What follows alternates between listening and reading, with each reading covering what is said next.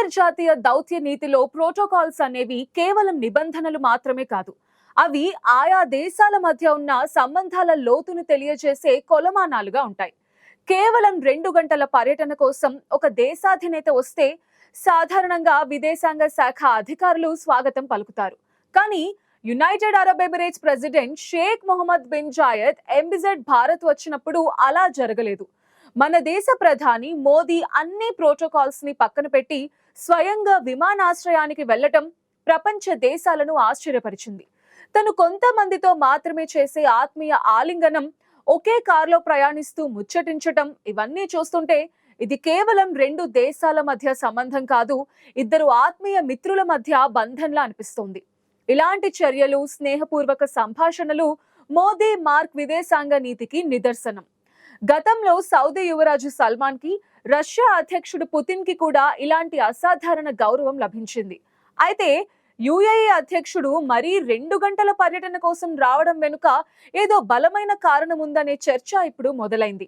Iran America ఉద్రిక్తతలు, Yemen సంక్షోభం, Gaza అస్థిరత వంటి క్లిష్ట పరిస్థితుల్లో మధ్యప్రాచ్యంలో శాంతిని నెలకొల్పడానికి భారత్ పాత్రను యుఏఈ కోరుకుంటోందా అనే అనుమానాలు వ్యక్తమవుతున్నాయి. ఏ కీలక అంశంపై ఇద్దరి మధ్య చర్చలు జరిగాయన్నది ప్రస్తుతానికి విదేశాంగ రహస్యం. నిజానికి ఈ భేటీ కారణంగా పాకిస్తాన్ వంటి పొరుగు దేశాల గుండెల్లో రైళ్లు పరిగెడుతున్నాయి. ఒకప్పుడు ముస్లిం దేశాల సమాఖ్యగా పాకిస్తాన్ కి మద్దతు ఇచ్చిన యుఏఈ ఇప్పుడు భారత్ కు ఇంత ప్రాధాన్యత ఇవ్వడం చూస్తే మారుతున్న గ్లోబల్ పాలిటిక్స్ కి సంకేతం అంటున్నారు విశ్లేషకులు. భారతదేశానికి యుఏఈ ఇప్పుడు కేవలం ఒక చమురు ఎగుమతి చేసే దేశం మాత్రమే కాదు, ఒక వ్యూహాత్మక భాగస్వామి. గల్ఫ్ దేశాల్లో సుమారు 90 లక్షల మంది భారతీయులు పనిచేస్తున్నారు. నిర్మాణ కార్యక్రమాలతో సహా పలు రంగాలలో మనవాళ్లే అధిక శాతంగా ఉంటారు.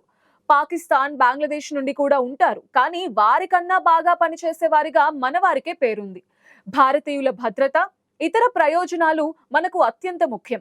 కొత్త దౌత్యం, బలమైన స్నేహాల ఫలితంగానే ఆ మధ్య ఖతార్లో జైలు పాలైన మన నేవీ అధికారులను మనం క్షేమంగా విడిపించుకోగలిగాం. ఆర్థికంగా చూస్తే Saudi Arabia $100 billion, UAE $75 billion పెట్టుబడులతో భారత్ ని తమ రెండో ఇల్లుగా భావిస్తున్నాయి.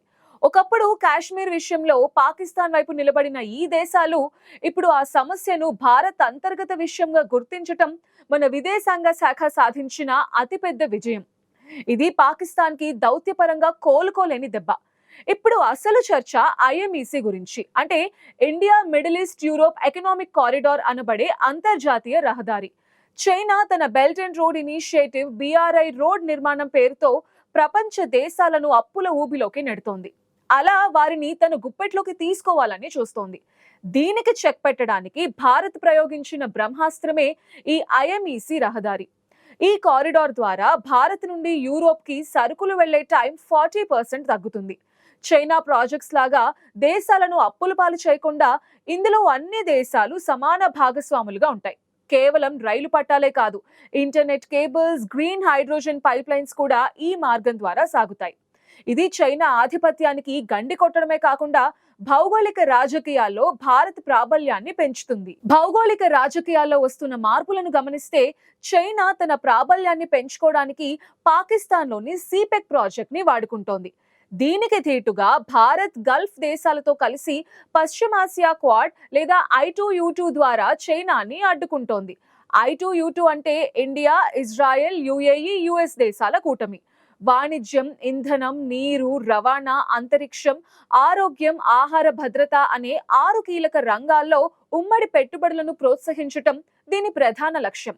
గల్ఫ్ దేశాలతో మనకున్న సంబంధాలను కేవలం చమురుకే పరిమితం చేయకుండా టెక్నాలజీలు, భద్రత వైపు మళ్లించడంలో ఈ కూటమి కీలక పాత్ర పోషిస్తుంది. ఇది గ్లోబల్ పాలిటిక్స్ లో అరబ్ దేశాలను మన వైపు ఉండేలా చేస్తోంది.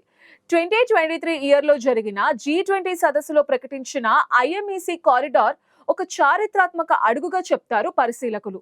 ఇది సముద్ర మార్గం, రైలు మార్గాల కన్నా అద్భుతమైన కలయికగా ఉంటుంది. ముందు భారత్ నుండి సరుకులు యుఏఈకి చేరుతాయి. అక్కడి నుండి సౌదీ అరేబియా, జోర్డాన్, ఇజ్రాయెల్ మీదుగా ఇప్పటికే ఉన్న రైలు మార్గం ద్వారా యూరోపియన్ దేశాలకు వెళతాయి. ఈ ప్రాజెక్ట్ కంప్లీట్ అయితే భారత్ ప్రపంచ వాణిజ్యానికి ఒక నోడల్ హబ్ గా మారుతుంది. చైనా మన పొరుగు దేశాలైన పాకిస్తాన్, శ్రీలంకల్లో పట్టు పెంచుకుంటుంటే భారత్ మాత్రం ప్రపంచ వాణిజ్యానికి అత్యంత కీలకమైన మధ్యప్రాచ్యాన్ని తన వైపు తిప్పుకోవడంలో విజయం సాధించింది. ఈ వ్యూహాత్మక ఎత్తుగడలే మోదీకి గల్ఫ్ దేశాల్లో అసాధారణ గౌరవాన్ని తెచ్చిపెడుతున్నాయి. ఇప్పటికీ తను పర్యటించిన ప్రతి గల్ఫ్ దేశం భారత్ని, భారత సంస్కృతిని అభిమానిస్తోంది. అందుకే ఆ ఎడారి నేలలో అద్భుతమైన హిందూ దేవాలయం సాధ్యపడింది. ఇస్లామిక్ దేశాలలో హిందువులకు ప్రాధాన్యత లభిస్తోందంటే దాని వెనుక మన దౌత్య నీతి ప్రధాన కారణం. ఇక్కడే మనం యుఏఈ గురించి తెలుసుకునే ప్రయత్నం చేద్దాం. యుఏఈ అంటే అబుదాబి, దుబాయ్, షార్జా వంటి 7 ఎమిరేట్స్ కలయిక.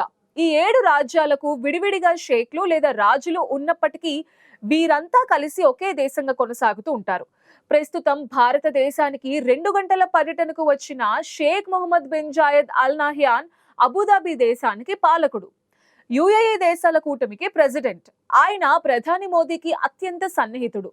తన ఈ షార్ట్ ట్రిప్ లో ప్రధాని మోదీతో జరిగిన భేటీలో జరిగిన చర్చలు కీలకమైనవని చెప్తున్నారు. ఈ చర్చల వల్ల రాబోయే దశాబ్ద కాలం పాటు ప్రపంచ రాజకీయాలను ప్రభావితం చేస్తాయని విశ్లేషకులు భావిస్తున్నారు. గల్ఫ్ దేశాల రాజులు భారత ప్రధానికి ఇస్తున్న ఈ అసాధారణ గౌరవం గతంలో ఎప్పుడూ లభించలేదు. మారుతున్న ప్రపంచ క్రమంలో భారత్ ఒక గ్లోబల్ పవర్ గా ఎదుగుతోంది అనడానికి ఇది సజీవ సాక్ష్యం అని చెప్పొచ్చు. ఈ పరిణామాలతో చైనా తన ఆర్థిక గోడలు బద్దలవుతున్నాయి. పాకిస్తాన్ మింగలేక కక్కలేక ఆపసోపాలు పడుతోంది. భారత్ కు వ్యతిరేకంగా యుఏఈని తన వైపుకు తిప్పుకునే ప్రయత్నాలన్నీ విఫలమవడమే కాకుండా ఆయా దేశాలకు వెళ్లకుండా వీసాల నిషేధం విధించబడింది. ఇది నవభారత్ అనుసరిస్తున్న అల్ట్రా మోడర్న్ దౌత్య విధానం అని చెప్తున్నారు. ఇక యుఏఈ విషయానికి వస్తే చమురు కోసం మన వారిపై ఆధారపడే స్థాయి నుంచి పెట్టుబడుల కోసం వారు మనపై ఆధారపడే స్థాయికి సంబంధాలు పెరిగాయి. మోదీ అనుసరిస్తున్న ఈ స్నేహపూర్వక విదేశాంగ నీతి భారత్ ను విశ్వ గురువుగా నిలబెట్టడంలో మరో కీలక అడుగుగా మారుతోంది. మొహమ్మద్ బిన్ జాయద్ జరిపిన 2 గంటల పర్యటన వెనుక ఉన్న రహస్యం ఇప్పటికిప్పుడు తెలియకపోయినా కాలక్రమేణా బయటపడొచ్చు. కానీ దాని ప్రభావం మాత్రం ప్రపంచ వాణిజ్య రంగంపై స్పష్టంగా కనిపిస్తుంది అంటున్నారు విశ్లేషకులు.